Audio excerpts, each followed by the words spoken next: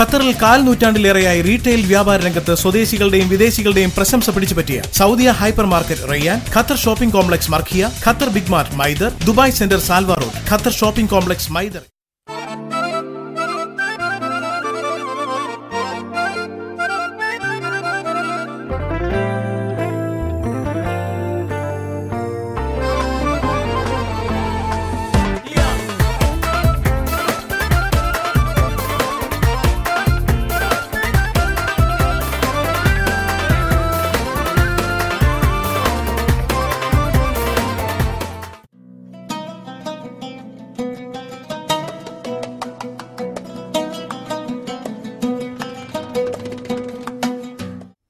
അസ്സലാമു അലൈക്കും.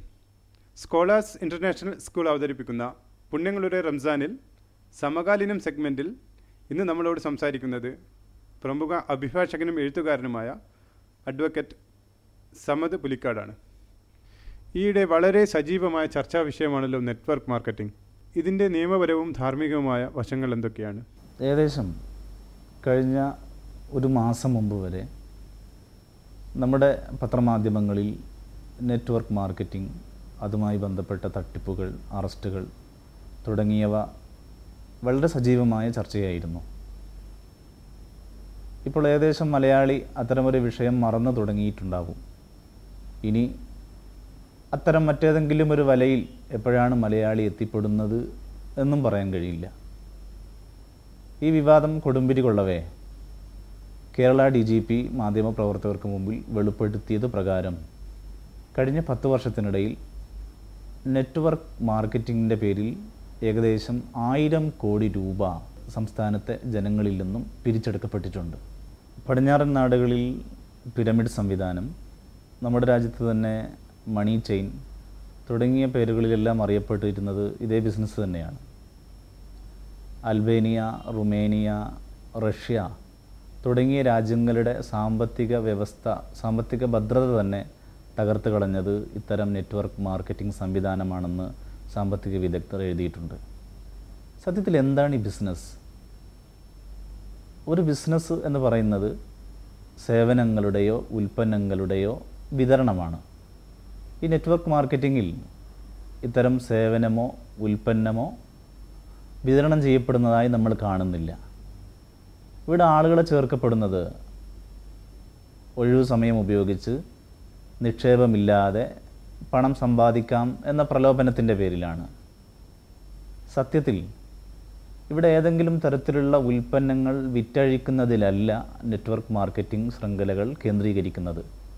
മറിച്ച് ഈ കണ്ണികളിലേക്ക് നിരന്തരം ആളുകളെ കൂട്ടിക്കൊണ്ടിരിക്കുക എന്ന അജണ്ടയാണ് ഇത്തരം മാർക്കറ്റിന് പിന്നിലുള്ള പ്രധാന അജണ്ടയും രഹസ്യവും. ഇത്തരമൊരു ബിസിനസ് സംവിധാനത്തിൽ കൃത്യമായി ഏതെങ്കിലും ഒരു ഉൽപ്പന്നങ്ങൾ വിറ്റഴിക്കുക എന്നത് പ്രധാന അജണ്ടയല്ല എന്ന് സൂചിപ്പിച്ചുവല്ലോ.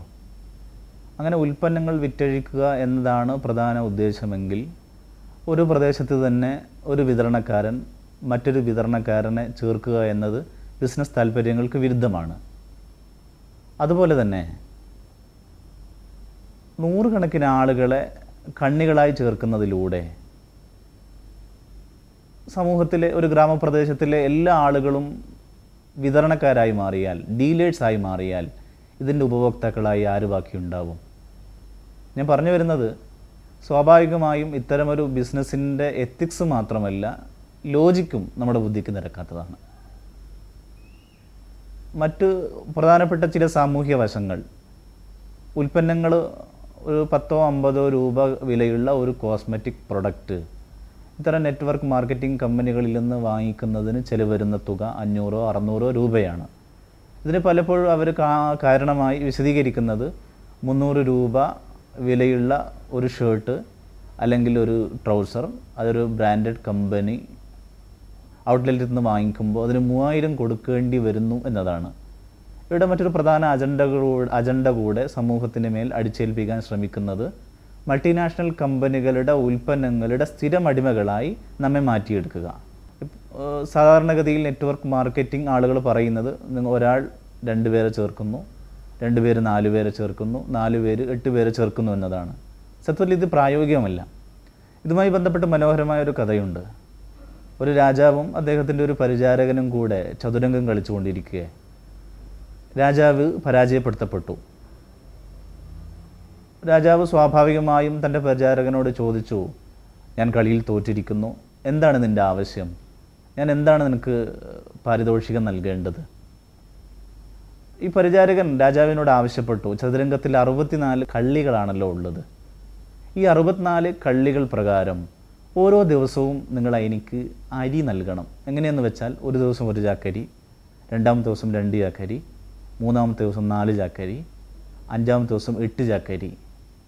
ഈ ഒരു സംഭവം പറയുന്നത് 16 ദിവസമാകുമ്പോഴേക്കും 1000കണക്കിന് ചാക്കരി ഈ പരിചാരകന് രാജാവ് കൊടുക്കേണ്ട ഒരവസ്ഥ വരും. ഞാനിത് പറയുന്നത് ഈ മൾട്ടിനാഷണൽ കമ്പനികൾ മാർക്കറ്റിംഗ് ചെയ്യുന്നത് പ്രകാരം നമ്മുടെ ഈ കണ്ണിയിലെ ആളുകളെ ചേർക്കുകയാണെങ്കിൽ നമ്മുടെ രാജ്യത്തെ മുഴുവൻ ആളുകളും ഈ കണ്ണിയിൽ ഉൾപ്പെടാൻ അധിക കാലമൊന്നും വേണ്ട. യഥാർത്ഥത്തിൽ ഇതിൻ്റെ അപ്രായോഗികതയാണ് ഇത് ബോധ്യപ്പെടുത്തുന്നത്. നെറ്റ്വർക്ക് മാർക്കറ്റിങ്ങുമായി ബന്ധപ്പെട്ട് ചർച്ച ചെയ്യേണ്ട അതിൻ്റെ നൈതികവും ധാർമ്മികവും നിയമപരവുമായ കാര്യങ്ങളുണ്ട്. ഇതിൻ്റെ പ്രധാനപ്പെട്ട ഒരു സാമൂഹ്യ ഭവിഷ്യത്ത് ഇത്തരം സംവിധാനത്തിലേക്ക് ആളുകൾ കണ്ണി ചേർക്കപ്പെടുന്നത് സാമൂഹിക കുടുംബ ബന്ധങ്ങൾ ഉപയോഗിച്ചാണ്. ഇപ്പോൾ ഞാൻ മാർക്കറ്റിങ്ങിലേക്ക് കണ്ണി ചേരപ്പെടുന്നു. ഞാൻ എൻ്റെ കുടുംബത്തിലെ ആളുകളെ എൻ്റെ വ്യക്തിബന്ധം ഉപയോഗിച്ച് കണ്ണി ചേർക്കുന്നു. അവരവരുടെ കുടുംബവുമായി ബന്ധപ്പെട്ട ആളുകളെ കുടുംബബന്ധവും വ്യക്തിബന്ധവും ഉപയോഗിച്ച് കണ്ണി ചേർക്കുന്നു. ഇങ്ങനെ കുടുംബ ബന്ധങ്ങളിലൂടെ അല്ലെങ്കിൽ സാമൂഹിക ബന്ധങ്ങളിലൂടെ ഒരു കണ്ണി നീണ്ടുപോവുകയാണ്.